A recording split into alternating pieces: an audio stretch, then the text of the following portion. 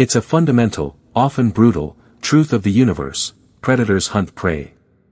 For 100 years, the great, ancient powers of the galaxy, the sophisticated Eldari, the bureaucratic Vlor, the inscrutable Signan hegemony, they all saw humanity in the same light. They saw us as prey. A young, loud, chaotic species, barely out of its celestial cradle, stumbling into a neighborhood far older and more dangerous than we could possibly comprehend. They put us in a box, a neat little quarantine zone defined by light years and technological restrictions. They slapped a label on it, called it the Galactic Concordat, and patted themselves on the back for maintaining the peace. They told us what technology we were allowed to research, which stars we were permitted to visit, and what our proper place was in the grand cosmic order. And for 100 years, we smiled, we nodded, and we played along. We played the part of the chastened, developing species, content in our tiny corner of the Milky Way. But out on the ragged, bleeding edge of known space, on a dusty red world orbiting a dying star, 30,000 human souls were about to learn the true cost of that treaty. They were about to become a lesson, an example for any other upstart race with ideas above their station. They were about to become an extinction. The galaxy believed we were weak. They believed we were alone. They believed we followed the rules. They were about to get the surprise of their lives. This is Brazos Point. Or rather, what's left of it after 12 hours of hell. 12 hours ago, this settlement was humanity's furthest, proudest reach into the starset, testament to pure, unadulterated grit and determination, planted deep in the heart of a sector the old star charts called the Texan Traverse. It was a place for dreamers and pioneers, a town built on red dust and relentless optimism. Now, it's a tomb in the making, a grave being dug from orbit. Deep underground, in the final, emergency command bunker, the air is thick with the metallic tang of fear and recycled oxygen. Dust, dislodged by the relentless, rhythmic bombardment from above, falls like a constant, grim snowfall from the ceiling vents. Emergency lights, the only illumination left, flicker and cast long, dancing shadows that make the cramped corridors feel like the throat of some great beast. The muffled whump of explosions is a constant, bone-jarring drumbeat, a reminder of the methodical destruction happening on the surface. Here, Governor Anya Sharma, at just 29 years old, watches the casualty counter on a flickering auxiliary monitor. The green digital numbers tick upward with a sickening finality. She was elected on a platform of hope, of growth, of a brighter future on the frontier. Today, she is the unwilling captain of a sinking ship, and the sea is an endless, cold void. Status report, Major, she says, her voice remarkably steady over the bunker's internal comms. She's learned in the last 12 hours that the sound of her own comm is a resource as precious as water or air. The reply comes from a grizzled man in his late 50s, his face a roadmap of hard-lived years. Major Kyle "Bulldog" Martinez. His uniform is torn at the shoulder, and a crude, bloody bandage is wrapped around his forehead, a souvenir from a collapsing bulkhead hours ago. He's standing over a tactical map, a holographic display that shows a horrifyingly simple picture, a swarm of angry red icons, the Kthar fleet, completely overwhelming the last few fading blue dots that represented his defense force. The last of the orbital platforms are space dust, Governor, his gravelly, weary voice crackles back. Our fighters, they went down swinging, but they went down hard. It was a turkey shoot. He pauses, swallowing hard. The Kthar are hitting us with surgical strikes now. They've changed tactics. They're not just carpet bombing. They're taking out power conduits, water reclamation plants, the primary life support hubs. They're not just breaking our home, they're dissecting it piece by piece. They're taking their sweet, damn time. It's a ritual for them. A ceremony. The Kthar Dominion. A name whispered in fear on the frontier worlds. They weren't conquerors in the traditional sense. They didn't want territory or resources. They were purifiers, zealots driven by a fanatical religious doctrine that viewed their territory as sacred ground. To them, a human colony wasn't a settlement, it was a contamination. A fleshy, noisy, chaotic blight to be scoured and burned from the cosmos. And their hunt, their holy rite of purification, was always, always thorough. It had all started at dawn, a lifetime ago. The red dwarf star, Kepler 186f, had just begun to cast its bloody glow across the white biodomes and dusty streets of Brazos Point. It was a morning like any other. The scent of roasted coffee beans from the colony's central cafe mixed with the clean, sterile air pumped from the filtration units. Children were heading to school, their laughter echoing in the enclosed plazas. Then the call came. A single, frantic, desperate message from a long-range listening post hidden in the system's asteroid belt. Inside the pristine, sunlit command center, a young communications officer, Corporal David Chen, had turned from his console, his face ashen, his usual cocky demeanor completely gone.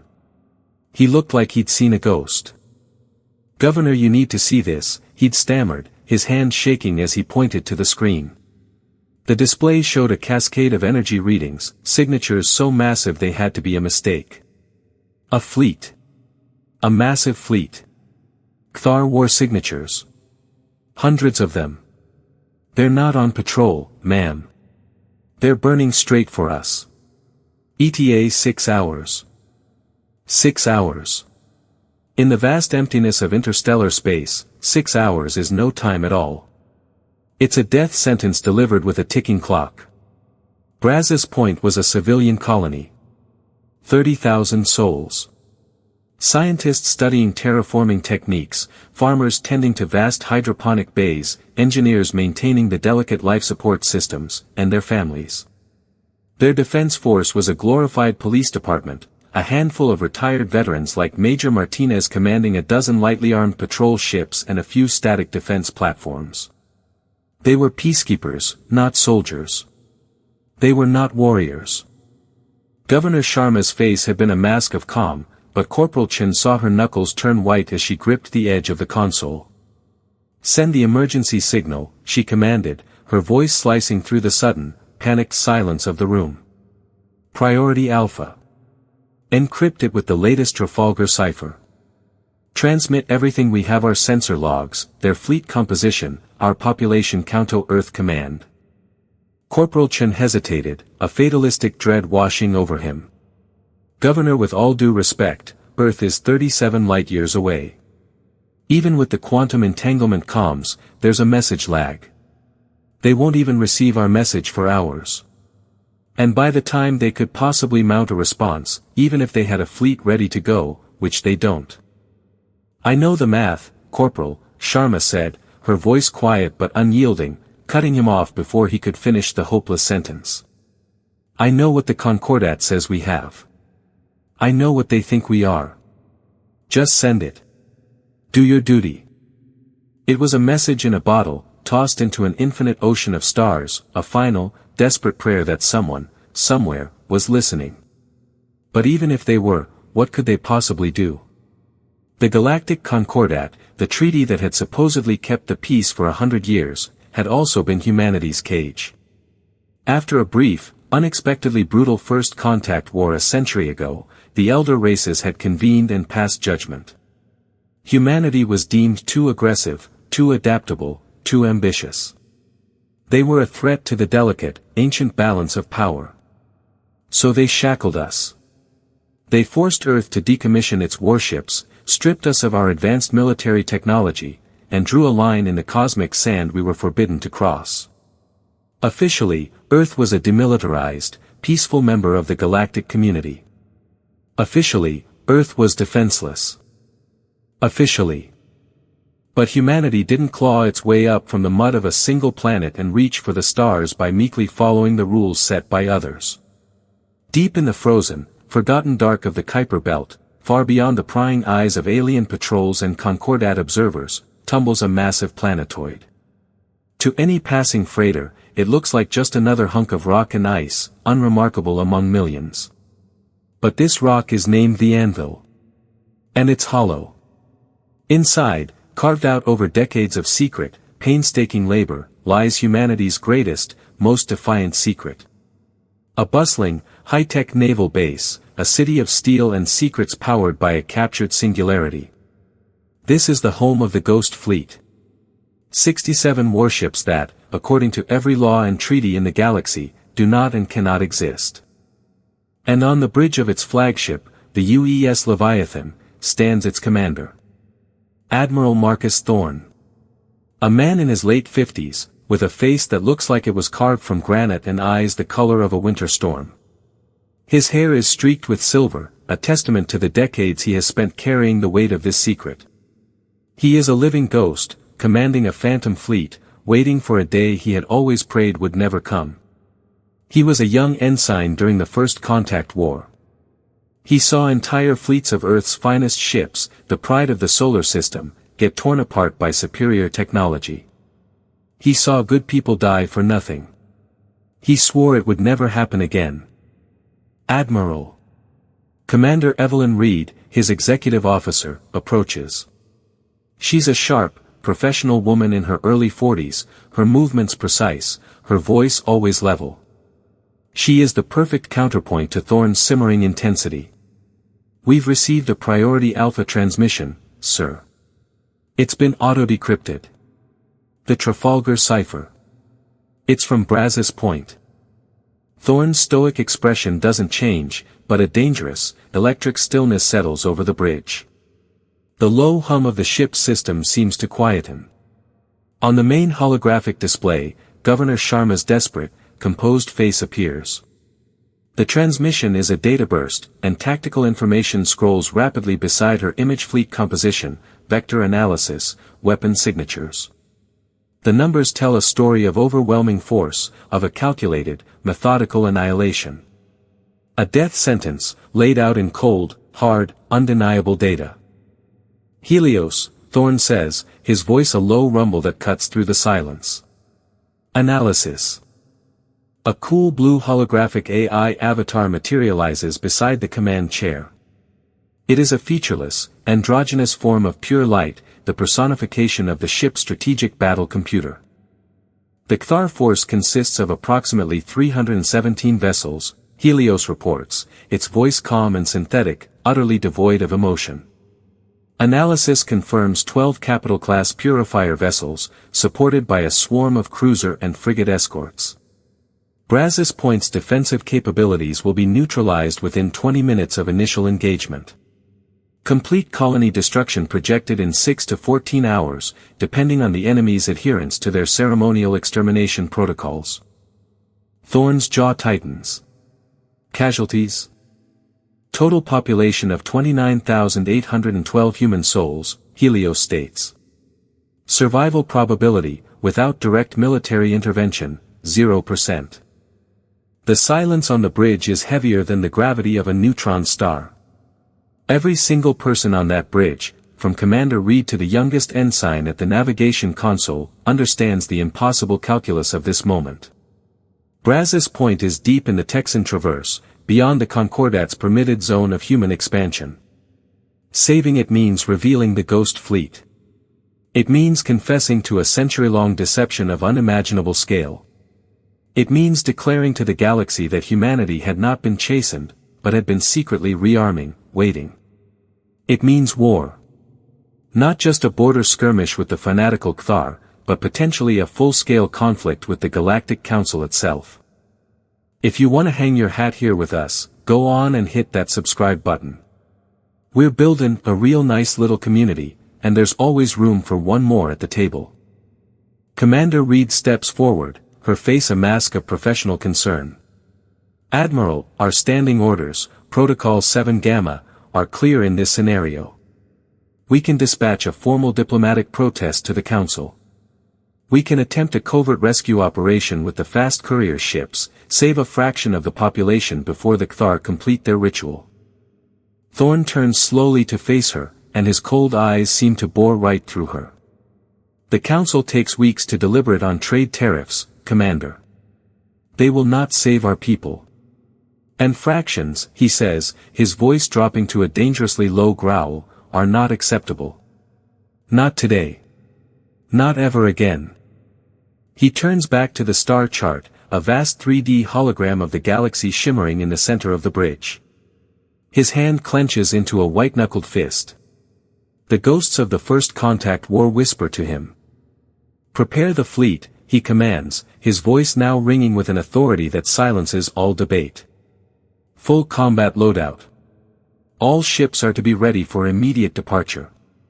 We jump in 10 minutes. Commander Reed is visibly stunned.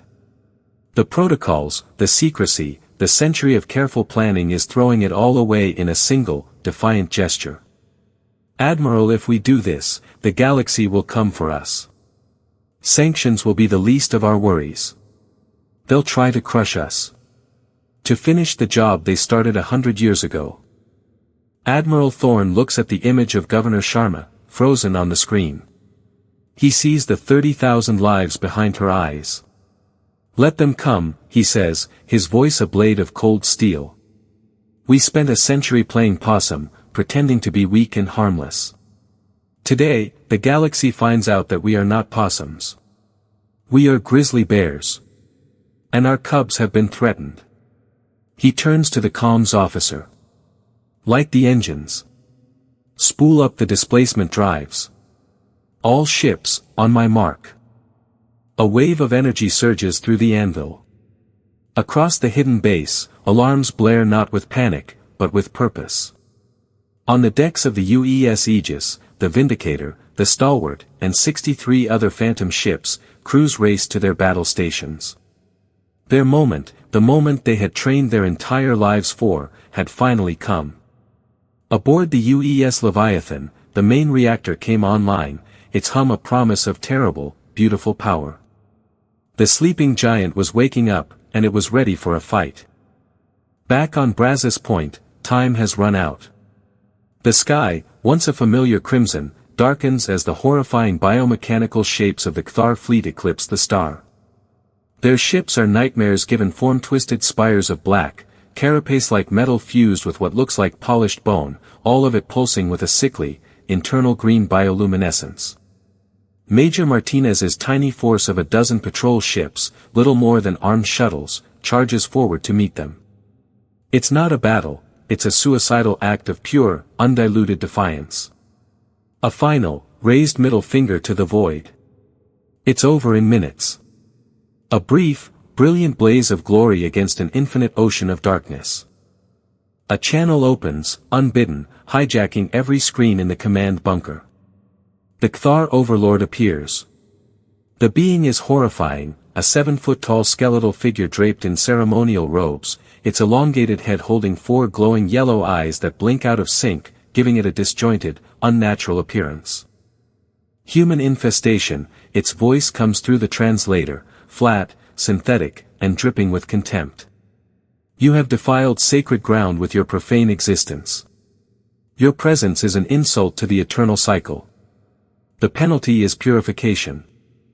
Governor Sharma stands tall, her chin up, her face projected back to the alien warship.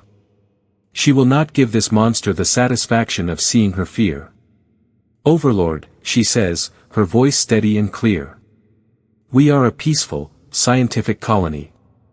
We have no quarrel with the Cthar Dominion. We request formal negotiation under the Articles of the Galactic Council." The Overlord emits a series of sharp, rapid clicks. After a moment, the translator identifies it as the Cthar expression of derisive laughter. "Your pathetic laws do not apply in sacred space. Your species was warned to remain within its designated containment zone. Your deaths will serve as an instructional message to the rest of your kind. The hunt is a holy right. It cannot be stopped. It cannot be negotiated." The communication cuts abruptly. A moment later, the first orbital bombardment lances strike the surface. The main hydroponics biodome, a marvel of engineering that fed the entire colony, flash vaporizes, turning acres of lush greenery into a crater of glowing glass. The colony's central plaza, a place of community, of life, of laughter, is carved into a deep, molten trench of slag. The systematic destruction has begun. As the hours of terror grind on, the colony is torn apart. In her small office deep within the command bunker, Anya Sharma records what she believes will be her final message to Earth, a digital time capsule of their last stand. Day 5487 of the Brazos Point colony, she begins, her voice strained but unbroken, speaking into the small recording device. We have held under sustained orbital assault for 12 hours. Bunker integrity is holding at 60%, but life support systems are beginning to fail. Casualties, she pauses, taking a shaky breath to steady herself. Casualties are estimated at 42% of the colony population. We die free. This is Governor Anya Sharma signing off. She closes her eyes as the bunker shakes violently again, the structure groaning in protest. Dust and small pieces of concrete rain down from the ceiling. All hope is gone. It's over. They are alone. But 37 light-years is a long, long way. And the ships of the Ghost Fleet travel very, very fast. Above the tormented planet, the Kthar fleet moves with a stately, ceremonial grace, methodically bombarding strategic targets. They are savoring the kill. Suddenly, their sensors scream. An anomaly. Not a ship, but a wound in spacetime itself. A violent, brutal rip in the fabric of reality, just beyond the orbit of the planet's outermost moon.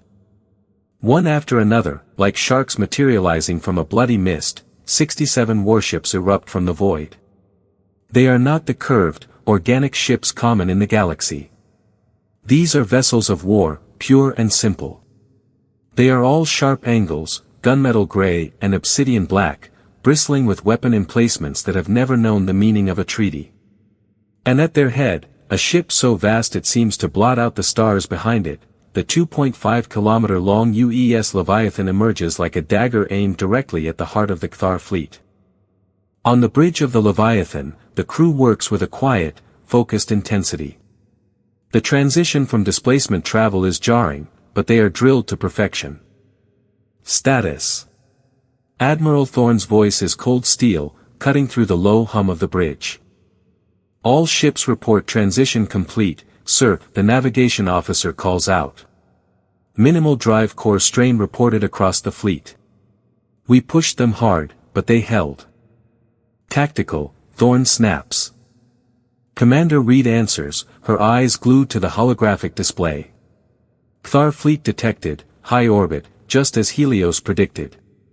317 vessels confirmed. They've detected our arrival, Admiral. They're in disarray. Scrambling to form a defensive line. They look confused. As they should be, Thorne mutters. He straightens up. Open a channel to their flagship. All ships, arm all weapon systems. Bring the main cannon online and await my command. On the bridge of the Kthar command vessel, the Overlord stares at its own viewscreen, its 4 eyes wide with utter disbelief. These ships, they were impossible. They were ghosts. Human ghosts. Its screen flickers, and the face of a grim, silver-haired human male appears. This is Admiral Marcus Thorne of the United Earth ship Leviathan. Thorne's voice booms through the Kthar bridge, the translation software struggling to keep up with the sheer, cold authority in his tone. You are attacking a sovereign human world in violation of civilized galactic law. This is your only warning. Withdraw your forces immediately, or be erased from existence. The Kthar Overlord, recovering from its shock, bristles with fanatical rage. What is this deception? Earth possesses no such vessels. Your species is restricted. This is forbidden technology. A cold, thin, predatory smile touches Thorne's lips. It doesn't reach his eyes. Clearly, your intelligence is outdated. Consider this your final lesson. Withdraw, or be destroyed. The hunt is sacred, the Overlord shrieks, its voice a hiss of static and fury. Your interference is blasphemy. You will be consumed along with the others. Thorne doesn't even grace him with a verbal reply. He simply cuts the transmission. He turns to his weapons officer. So be it. Weapons free. Show them what ghosts can do. Alright now, I'm just curious to hear what y'all reckon. Drop a line down in the comments and let me know your 2 cents. I read every single one, I promise ya. The main heroic theme of humanity's defiance explodes into existence. This is the moment. The Battle of Brazos Point would later be described by stunned galactic historians not as a battle, but as the awakening. It wasn't a fight for territory. It was a statement of intent, written in fire and steel. The Cthar, still confident in their overwhelming 5-1 numbers advantage, fired first.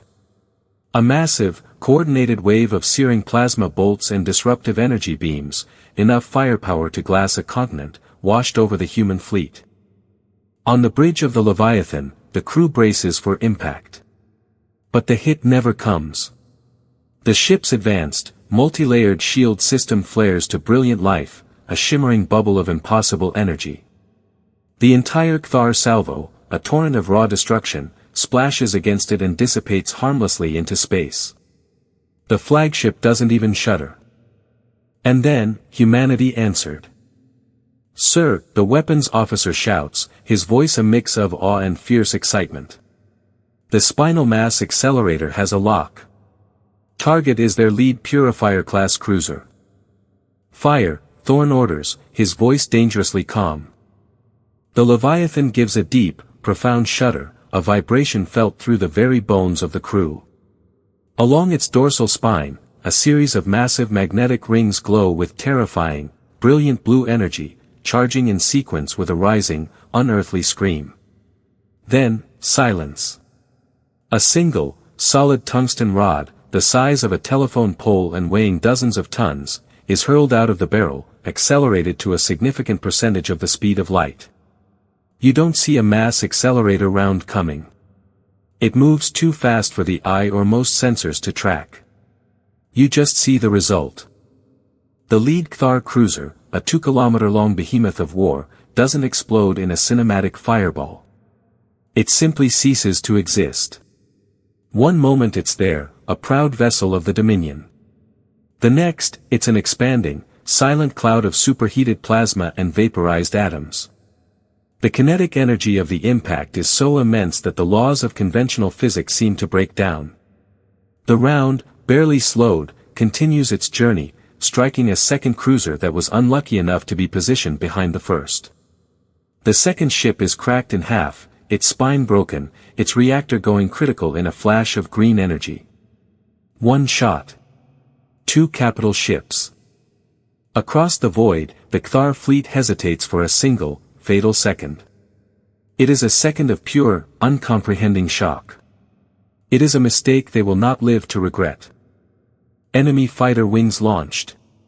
Commander Reed announces, her voice tight. Sensors show thousands of them. They're swarming. Deploy the Raptors, Thorn commands. All across the Ghost fleet, hatches slide open, and from the bays erupt swarms of thousands of small, sleek, lethal drones. They are the size of a small car, painted matte black, and utterly without pilots. They are the Raptors. Humanity, forbidden from building heavy warships, had poured its genius into perfecting unmanned, AI-driven warfare in secret. Guided by a central battle AI Helios and its counterparts on the other ships, the Raptor drones move not like individual fighters, but like a single, thinking pack of wolves. They descend upon the Cthar fighters, engaging with a terrifying, inhuman precision that the individually piloted alien craft cannot possibly match. They execute coordinated flanking maneuvers, share targeting data instantly, and sacrifice themselves without hesitation to protect their motherships. The space between the two fleets becomes a chaotic, silent light show of countless tiny explosions, a graveyard of alien craft being dismantled with ruthless efficiency. The kill ratio is not even a contest. It's a slaughter. But the real shock, the thing that would break the Cthar's will to fight, was yet to come. A squadron of human frigates, the UES Intrepid and its escorts, charges headlong at the Cthar line. The aliens target them, energy building in their weapon ports. And then, the human ships simply vanish. They blink out of existence, disappearing from every Cthar sensor. On the bridge of the Kthar flagship, the Overlord is screaming. Where did they go? Report. Find them. Before his crew can even respond, the human frigates reappear behind the Kthar battle line, their weapons already glowing, firing directly into the vulnerable, unshielded rear sections and engine blocks of the enemy ships. Quantum displacement drives. The ultimate taboo. A technology so advanced, so destabilizing, that the Galactic Council had declared its very theoretical existence a crime. It allowed for controlled, short-range teleportation in real space. Humanity wasn't just fighting, they were breaking the accepted laws of physics as a tactic of war. They were ghosts, blinking through the battlefield, striking from impossible angles, turning the Kthar's rigid, honor-bound formations into a confused, panicked mob. The Kthar battle hymns died in their throats, replaced by screams of terror and disbelief. Their proud armada, a force of religious purification, shattered into a terrified rout. Ships broke formation, firing wildly, some even colliding with each other in their haste to escape this impossible, unbelievable foe. Their command ship is attempting to reach hyperspace coordinates, Admiral, the tactical officer reports, a note of triumph in his voice. Shall we pursue and destroy? Thorn watches the holographic display, seeing the last vestiges of Kthar resistance crumble. Negative, he says firmly. We're not making martyrs today. Target their engines. Target their comms array. Cripple them. I want him alive. I want him to drift here, helpless, and watch us save our people. I want him to be the one to deliver the message to the rest of the galaxy. A series of precise, surgical shots from the Leviathan's secondary batteries lance out, striking the massive Kthar flagship not with destructive force, but with disabling intent. Its powerful engines fall silent. Its communication spire snaps and disintegrates. It is left dead in space, a helpless, floating monument to its own arrogance, as the tattered remnants of its once mighty fleet abandon it and flee into the void. The battle, which by all rights should have lasted for days and resulted in the complete annihilation of the human forces, was over in less than 3 hours. The silence that followed was more profound than any sound, broken only by the calm, professional chatter of the Ghost Fleet's comms channels. Down in the command bunker on Brazos Point, the colonists watched on their grainy, flickering displays as the last red icons vanished. They were silent for a moment, then a choked sob was heard, then another, and then the cramped, dusty space erupted in a wave of raw, unrestrained cheers and tears. They weren't just saved. They were avenged. In the week that followed the Battle of Brazos Point, the galaxy was thrown into chaos. Humanity's Ghost Fleet became the single most talked about subject from the galactic core to the outer rim. The captured Kthar Overlord, taken into custody along with his crippled flagship, became a political and diplomatic bombshell of unprecedented magnitude. Faced with irrefutable proof of their unprovoked attack and the humiliation of their utter defeat, the Kthar Dominion, shamed and broken, sued for peace through Concordat channels. The Galactic Council itself was in an uproar. Emergency sessions were called. Delegates shouted, their voices echoing in the grand chambers. They shouted about broken treaties, about a century of deception, about the existential threat of a rearmed and untrustworthy humanity. But the shouting was different now. It was no longer the condescending scolding of a superior addressing a child. It was the fearful, angry yelling of established powers who had just realized the mouse they'd been toying with was actually a tiger. On Brazos Point, the crimson dust was stirred by the landing thrusters of massive Earth fleet transport ships. The colony was a hive of activity. Humans in the stark black military uniforms of the Ghost Fleet worked side by side with colonists in their dusty, torn civilian clothes, clearing rubble, erecting temporary shelters, and restoring critical infrastructure. The dead had been honored in a solemn ceremony, the wounded were being treated in state-of-the-art medbays brought from the fleet, and now, the focus was on rebuilding. Governor Anya Sharma stood in the partially reconstructed Central Plaza, a place that a week ago had been a molten trench. Now, it was filled with the sounds of construction and renewed hope. She looked up at the sky, where the UES Leviathan hung in low orbit, a guardian angel made of steel and firepower. It was visible even in the daylight, a bright, unblinking star. Admiral Thorne, his formal dress uniform immaculate despite the surrounding dust, walked up to join her. "I've been monitoring the council transmissions," Sharma said, her voice filled with a mixture of awe and apprehension. "They're apoplectic. They're talking about sanctions, blockades. They're formally demanding we decommission the fleet." Thorne followed her gaze up to his flagship. A low, rumbling chuckle escaped his lips, a rare sound of genuine amusement. "They can demand whatever they wish, Governor. The days of humanity asking for permission are over.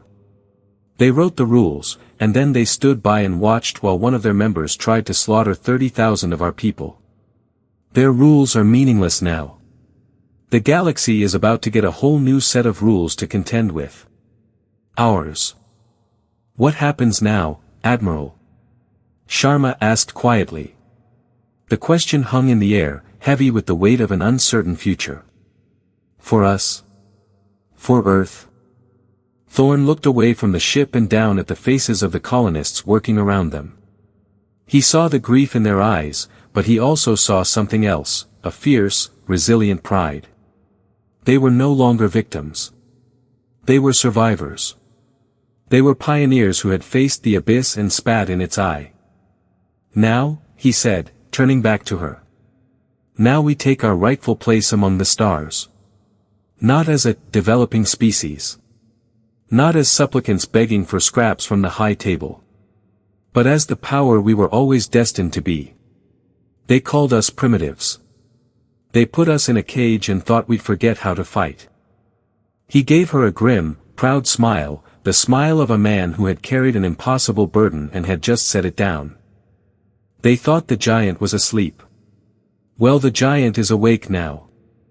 High above, as if in response, the massive, angular silhouette of the UES Leviathan caught the light of the rising sun, transforming the warship into a gleaming, defiant beacon, a promise visible to every single survivor on the surface below. The galaxy had believed humanity was weak. They had believed us to be a footnote in the history books, a cautionary tale. On that day, over a small, dusty world on the edge of nowhere, they learned the truth. Humanity was not a footnote. We were the headline. And our story was just beginning.